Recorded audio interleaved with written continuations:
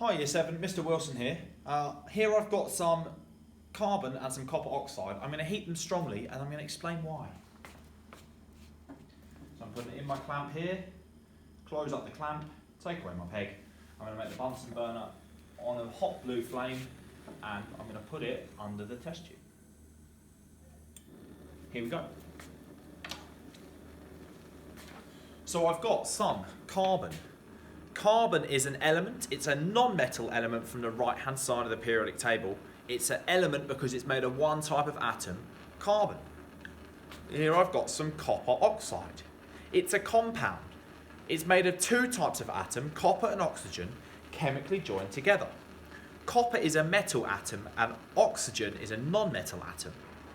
Oxygen becomes oxide when we combine them to make copper oxide because it's on the right-hand side of the periodic table, so it gets "-ide" to tell us it's in a compound. The chemical equation for this reaction is copper oxide plus carbon. These are my reactants, and there's the arrow to tell me a chemical reaction happens. They're going to make copper and carbon dioxide.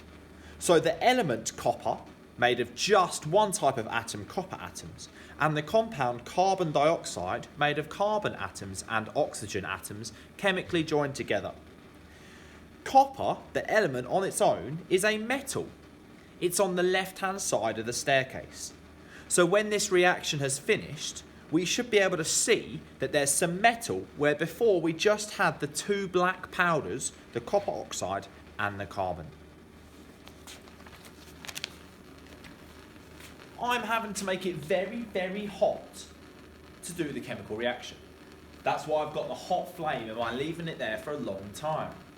This is because when we have a chemical reaction, atoms are rearranged to chemically join to different atoms to what they started with. But atoms don't always like doing this, so often we have to make them very hot and give them lots and lots of energy to break them apart so they can rearrange and make new substances.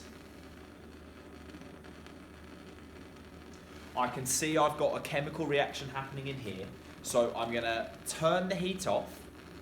I'm going to take it away carefully using my peg so I don't burn my hand, and we're going to see what it looks like now and whether we've made that product of copper metal.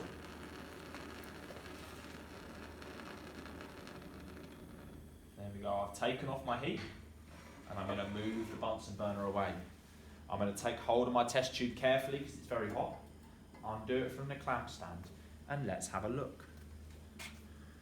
We can see in here, in between the black layer of copper oxide on the bottom and carbon on the top, there's a line of red coloured chemical. Now that red substance is copper metal. Copper is a red coloured metal and we can see it all around the test tube. So I've reacted carbon with copper oxide to produce some copper and some carbon dioxide. I think that's a very satisfying result to my experiment.